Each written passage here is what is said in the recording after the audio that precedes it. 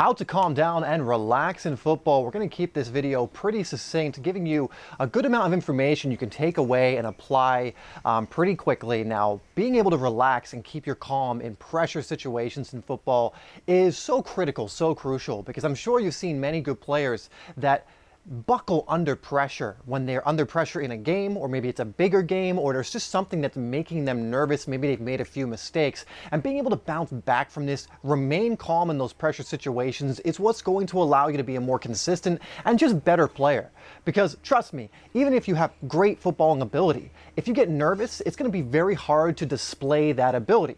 You know, even simple skills like taking a good first touch, it seems like you have never practiced it sometimes when you're nervous in a match, and you'll make really silly mistakes, again, because you're nervous and you're getting too much in your head. So use these tips to help you not be nervous in a match. You'll have to work on some of these things, but some of these you can take into a match right away, apply, and make it so that you're staying calm, not getting nervous, and able to play your game. So the first thing is not to be so hard on yourself, and this is something that I fell into when I was a younger player. I would make a mistake and beat myself up. During the game is not the time to be hard on yourself or critical of yourself.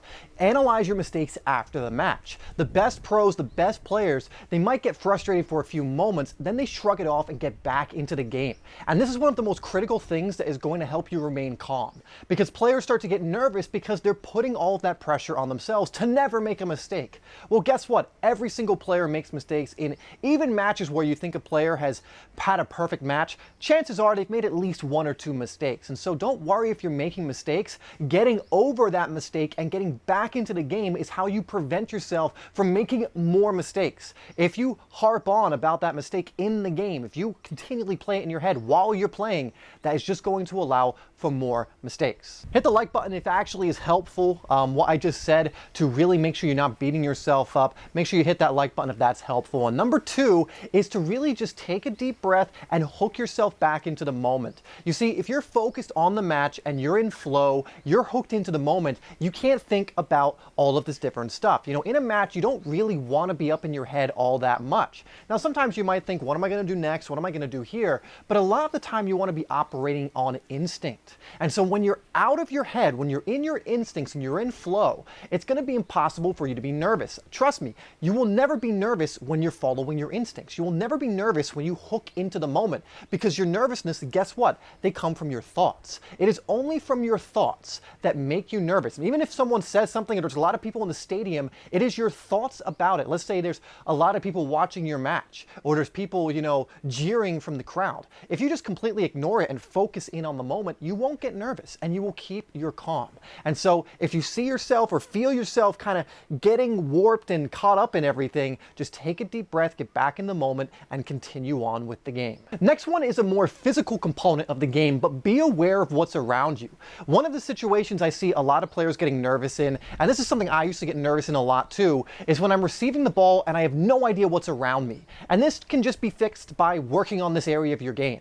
Make sure you're always scanning the field, looking to see what's around you, because if you're confident what's around you, you're not going to get nervous. But even if no one is around you and you're not aware of that, you might get nervous, take that bad touch or whatever else it is, because you think there might be pressure on you, or you have no information about what's going on around. So make sure you're always scanning the field. You're working on different drills that help you to automatically do this, because trust me, the more you know what's going on, the less nervous you're going to be. And the most calm players are always the ones that know where everything is for most of the game. And most players can learn to do this. It's just something you need to work on. But please work on that, and it will definitely help you remain more calm, especially in those pressure situations in the game itself. And last one I want to give you is one to do in your training, but is to identify what are the situations that make me nervous the most in the match, and then to work on those situations deliberately in your training.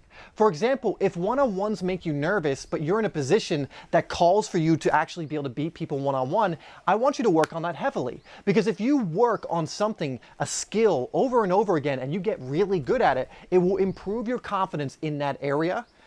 and then it will increase your ability to be calm in those situations. We all get nervous if we step into a situation we haven't handled that many times. I mean, if you step up to take a penalty and you've never taken a penalty, you're going to be nervous. But if you step up to take a penalty and you've taken hundreds before, you're not going to be as nervous, right? So work on those areas you find yourself being nervous in, and even if you make a mistake in that area in the game and you've practiced it and everything else, go back to what we said earlier in this video, which was to let go of those mistakes quickly and get on with it. Analyze the mistakes later and go, oh, what could I have done differently there? Was that the best option? Was it just unlucky? Whatever else it was.